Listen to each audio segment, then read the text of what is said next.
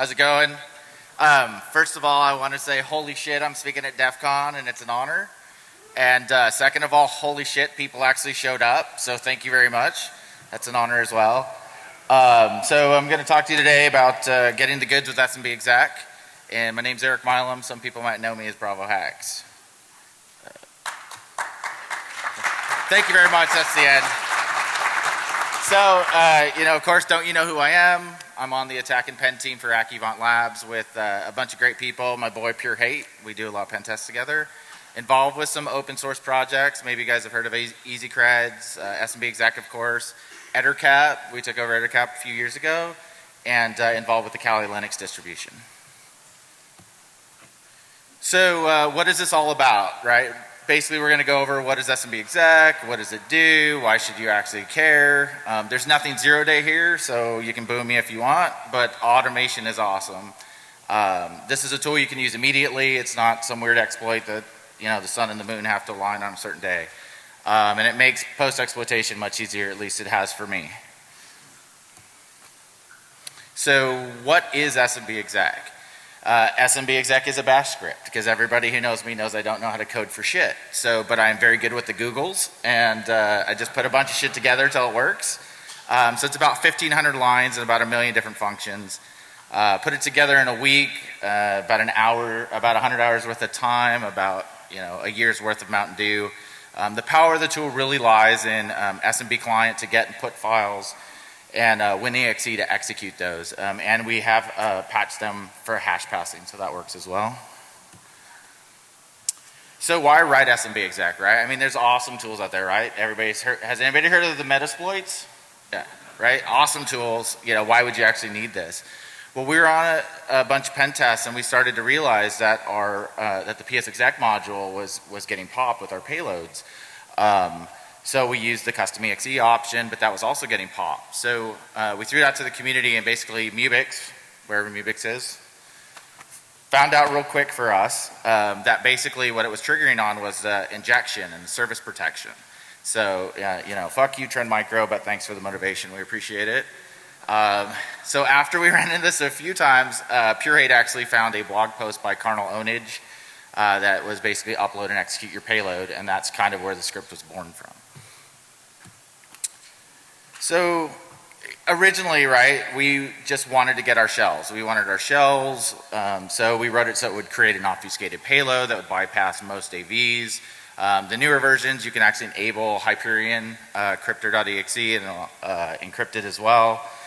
We also had it so it would create a Metasploit.rc file for us and launch that. It would either launch it in Xterm or screen, depending on what you've commented out. If it doesn't recognize X is running, it'll automatically launch the attacks in screen. So that's kind of where it was at. And then we started learning a little bit more about WinExe, and we're like, hey, we can basically run native Windows commands, and there's a lot of cool stuff that we could probably end up doing. So I'm not a Windows guy, so again, I went to Google, and Google told me what to do. And we started realizing some of the great things that we could do with it, because what we really wanted the tool to do was to basically kind of go undetected and just look like normal Windows traffic or normal network traffic to our victims. So WinExe, I don't know if anybody's familiar with it. I hope you guys are. It's awesome. It's similar to the sysinternals psexec modules. I'm sorry, the sysinternals psexec tools. And it also has a system flag. It also has an uninstall flag, which is also awesome, and I'll explain those a little bit later. There's no, quote unquote payload necessary. You can basically run WinExe and just issue CMD, and it'll give you a command shell back from the victim computer without executing a binary. And it looks like normal Windows traffic to OPSEC. Basically, you're getting what they should end up seeing as a successful login over the network. There are some caveats, which I'll discuss later, that might be red flags. So if you can execute commands as system, right, the possibilities are virtually limitless. So you can dump hashes from a workstation or a server, create volume shadow copy, run other tools as system, enable, disable UAC, bypass it. You can also check systems for DAEA accounts logged in or running a process. Is that some type of sign for me, or? What? I'm not fucking with anybody. You all know the drill. What does every new speaker do? All right, so I'm Mormon. Not really. I'm a recovering Mormon. So. That's a good one. There you are. All right, thank you. Cheers. Congratulations. Thank you.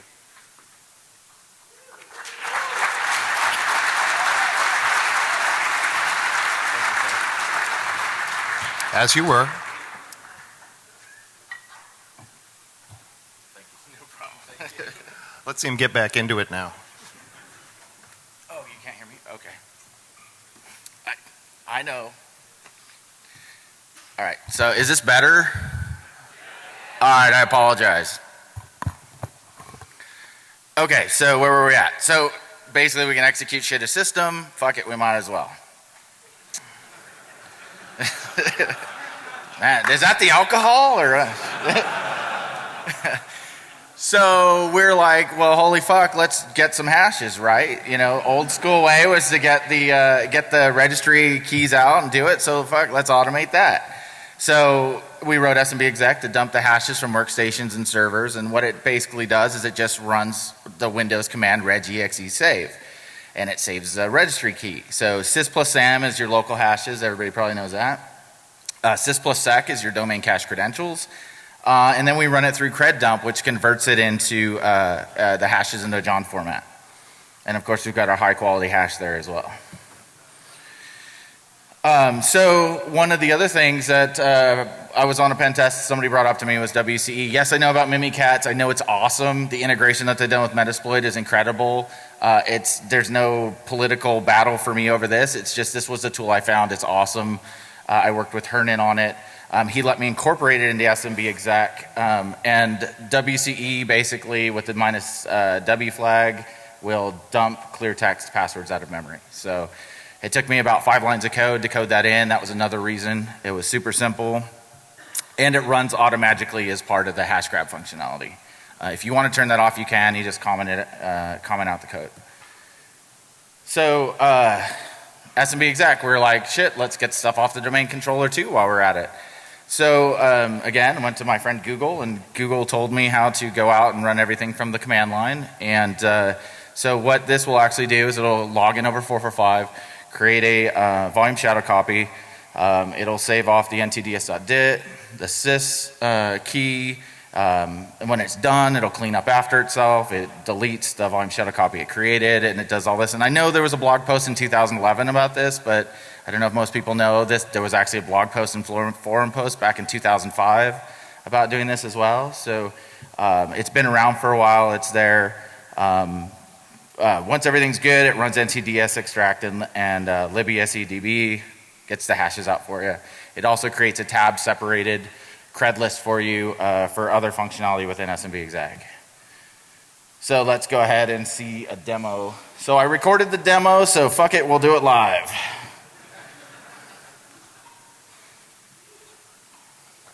You guys,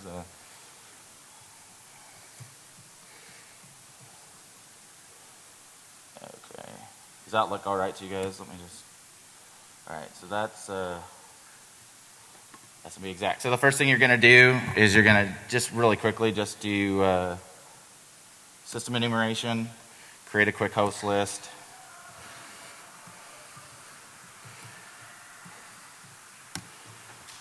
And basically what it's just doing is just doing a quick nmap scan looking for systems with 139.445 open, then it builds a list for you. Then we're gonna go ahead and go into option 3, which is obtain hashes, workstations and servers. Please provide the username. I'm just gonna spit it out here. This is Martin's password.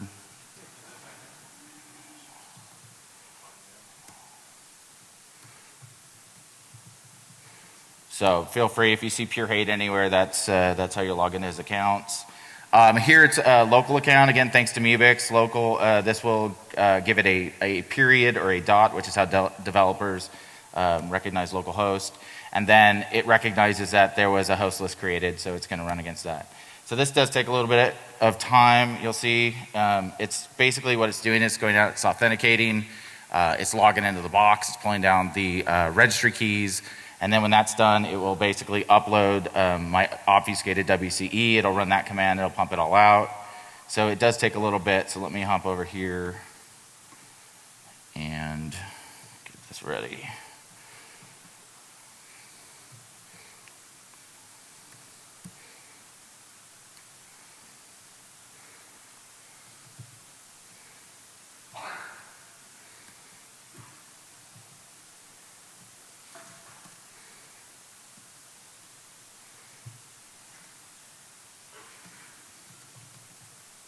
I'm just getting rid of some of the stuff here that I know comes out of it, and then sort. Can everybody see that? I made the font super big, so.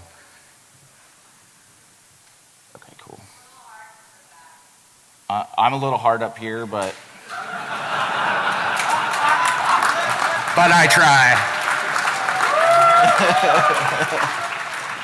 Is that a red card? Okay, so there we go, right? So basically, it's pretty much done. There's our local hashes.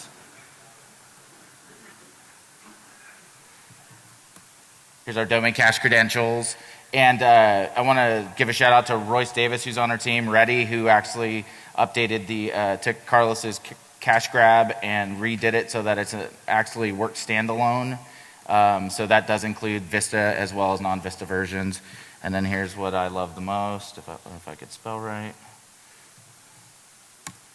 Boom, clear text passwords, right? So if you look at that, that's 20 characters. I mean, you're not going to crack that shit. There's no way. So it's awesome that you can just get out of there. So here's one here, top dog, Bravo hacks password. So I'm going to go ahead and use that one. So let's go ahead and get the domain, go after the domain controller.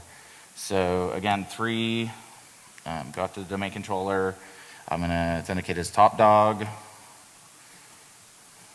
This was Martin's old password. And then I know that the domain controller, of course, is this, but there's simple dig commands or whatever you can look up and find it. So it asks you for the path to the NTDS.dit. You could put any drive, any path. Oh, wait a second.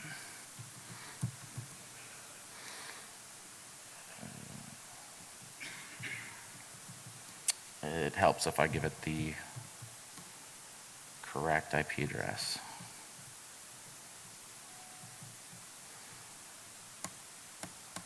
Okay, found the NTDS.dit. Now it says, where do you want to save this stuff off to, right? You can give it a different path if you want. I'm just going to leave it the same, see Windows temp. So it checks to make sure that the path provided actually exists. It checks to make sure that there's disk space. It creates the volume shadow copy. It copies those files off to your local machine, the NTDS.dit and the sys. It then deletes those files that were created. It removes the volume shadow copy that it created. And then it runs libby esedb to extract it and NTDS extract to get the hashes out. And you can see it's running there. Takes a little bit. Dramatic pause here. And then success. Looks like we got what we came for.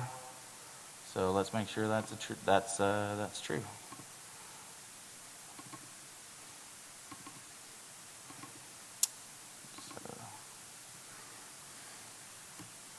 So there you go. That's all the hashes off the domain controller right there for you. And it was like you were never there.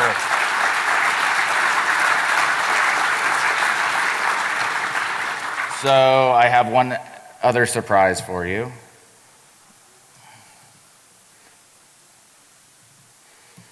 Might not be much of a surprise, but here's the domain controller. Oops. Did I spell something wrong? Oh. It's our desktop, right? Oh, thank you. Thank you very much. Hey, it's Windows Server 2012. What do you know? So this is going to work for a while.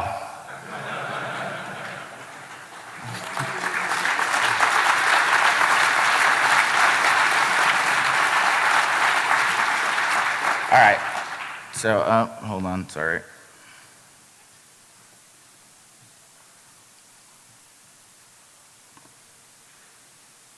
Okay. So the caveats, right? There's always caveats, right? You're going to need credentials to start with. You're going to need something with local admin rights. It could be a domain account. It could be a local account. But administrator and password tends to work in 9 out of the 10 domains we pen test. So go ahead and do that. Of course, there's NBNS spoofing. I'm partial to EtherCat, but that's just me. And of course, there's always MSO 8067. So when someone's actually caring or paying attention, WinExe actually creates a service that could be stopped or become a red flag. It actually has a binary that it does install in the, I believe it's either the Windows or the System32 or one of the paths. So that could be a red flag, could get caught. So it touches disk basically.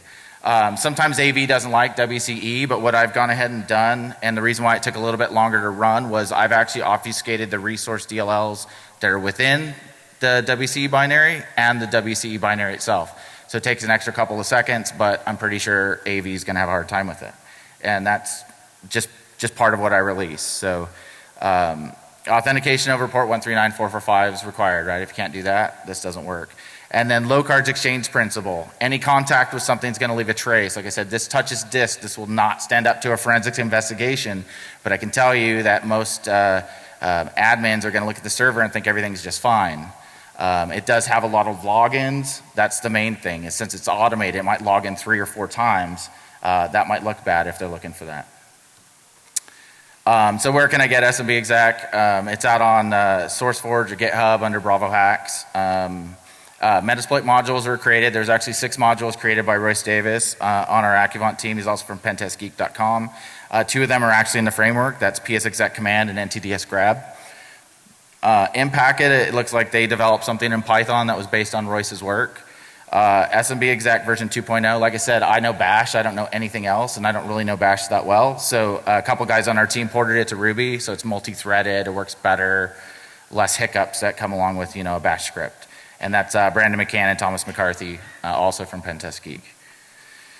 So credit where credit's due. Of course, WCE, Hernan Ochoa, SMB client, and WinExe hash passing patches. Joe McCone, Emilio Escobar, who's also the lead developer of EtherCat. Skip Duckwall, of course, Mr. Duckwall.